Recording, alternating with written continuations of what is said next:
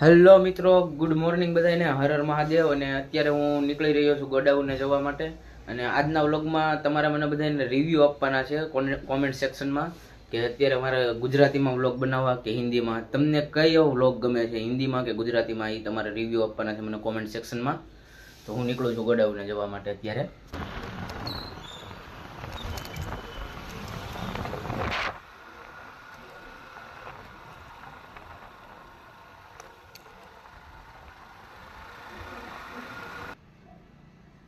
તો મિત્રો અત્યારે હું ને મારો મિત્ર આવી ગયા છીએ ચા પીવા માટે હોટલે. મિત્ર એડા કીજીએ જે ઢાલ સરીખા હોય, દુઃખ में आगे રહે તો સુખ में पीछे હોય, આવા મિત્ર છે અમારા કલેજા. પછી હવે ત્યાંથી અમે નીકળી ગયા છીએ ગોડાઉને જવા માટે. અને એ ત્યાંથી એના કામે જવા માટે નીકળી ગયો છે. અત્યારે ગોડાઉને આવી ગયો છું અને આવીને જોયું કે અમારા દક્ષભાઈ હાજર છે. આજ રિઝલ્ટ છે તારું એમ ને? અમારે રિઝલ્ટ લેવા જવાનું છે, પેંડા બેંડા ખાવાના છે. અને છોટું જો આ કામે લાગી ગયો. છોટું કોટડાનું કટિંગ છે ને આપણે, હાલો ચાલુ કરો. પછી મારે ઓલા દાદાને દવાખાને લઈ જવાના ચાચાને. એને થોડીક તબિયત ખરાબ છે કારીગરને, એટલે એને હજી દવાખાને લઈ જવાના છે. પછી અમારે દક્ષનું રિઝલ્ટ લેવા જવાનું છે. દક્ષ તો મિત્રો અત્યારે હું જાઉં છું આ મારા કારીગરને લઈને દવાખાને, કેમ કે એને રિપોર્ટ કરાવવાના છે. 2 દિવસથી એને મજા નથી એટલે.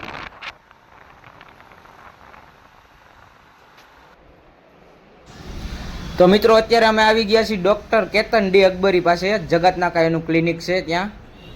શું શું વ્યસન હાઈજવું છે? વ્યસન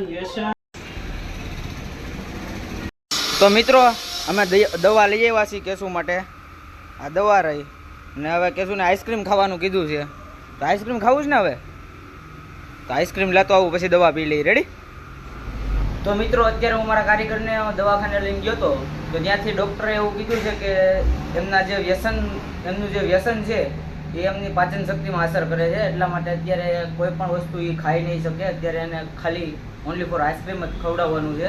આઈસ્ક્રીમ ખાઈ પછી એનું પાચન થાય, પછી બીજી દવા પીવાની છે અને પછી જમવાનું દેવાનું છે એને. એટલા માટે અત્યારે હું જાઉં છું આઈસ્ક્રીમ લેવા માટે. તો મિત્રો હું કેશુ માટે હવે આઈસ્ક્રીમ લઈ આવ્યો છું. એને આઈસ્ક્રીમ ખવડાવીશ પહેલાં, પછી દવા પીવાની છે એને. તો મિત્રો અત્યારે ચા પીવાનો ટાઈમ થઈ ગયો છે. આપણે પહેલાં ચા પી લઈએ, બાકીની આગળની વાત પછી કરશું. આવીને જોયું ને તો દક્ષભાઈ કે દેખાતા નથી. એટલે મારે હોસ્પિટલેથી આવવામાં મોડું થયું ને, એટલે ભાઈ એકલા વહી ગયા છે રિઝલ્ટ લેવા માટે. જોઈએ હમણાં આવે એટલે કેવો કે એના ચહેરા ઉપર ઉત્સાહ છે, કેવી ખુશી છે. કેમ કે એને એના પપ્પાએ, મારા કાકાએ ઓફર આપેલી છે કે 85 અપ આવે ને એટલે તું જે વસ્તુ કે ને એ લઈ આવવાની છે. આજે કોઈ પણ વસ્તુ તું જે કે એ લઈ આવવાનું છે. એટલે હમણાં ભાઈ આવે છે, જોઈએ કેવો ઉત્સાહ છે એનામાં. હવે ભાઈ હું મારું કામ કરે અને દક્ષ રમશે મારા મોબાઈલમાં ફ્રી ફાયર રમજો ને, કાંઈ વાંધો નહીં. હાલે તો મિત્રો બપોરના 1 વાગી ગયા છે, લંચ ટાઈમ થઈ ગયો છે અમારો. એટલે આપણું ટિફિન તૈયાર છે, જમી લેવાનું પેલા, પછી થોડીક વાર આરામ, પછી પાછા કામે ચડશું. તો તમને શું લાગ્યું મિત્રો? હું સુઈ ગયો તો એમ? ના ના ના, એવું કઈ હોતું જ નથી. માંડ શાંતિથી જમી કાઢવીને બેઠો ને, હજી એમ વિચાર કર્યો ને કે હમણાં આરામ કરી લઉં થોડીક વાર.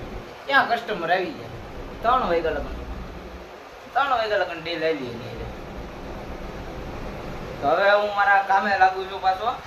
આપણે કટિંગ સાઈડ જઈ, કોટડાનું કટિંગ હાલે છે, કોટડા મારા ગ્રેનાઇટનું.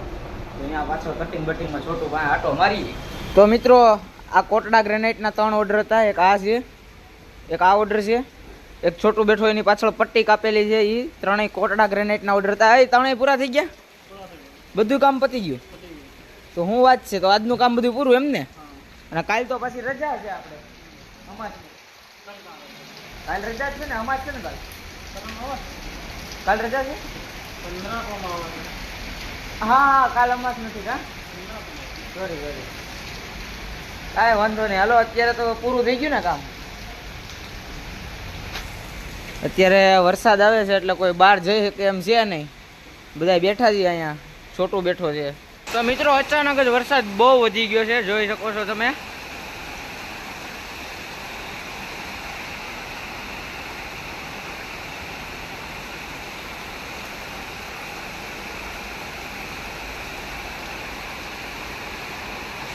તો મિત્રો અત્યારે ગોડાઉનનું બધું કામ પતી ગયું છે.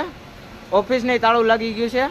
હવે વરસાદ તો ચાલુ છે પણ કાંઈ વાંધો નહીં, હવે ઘરે જવા માટે નીકળવું જ પડશે, કેમ કે અત્યારે મોડું પણ થઈ ગયું છે થોડુંક, એટલે હવે હું નીકળું છું ઘરે જવા માટે.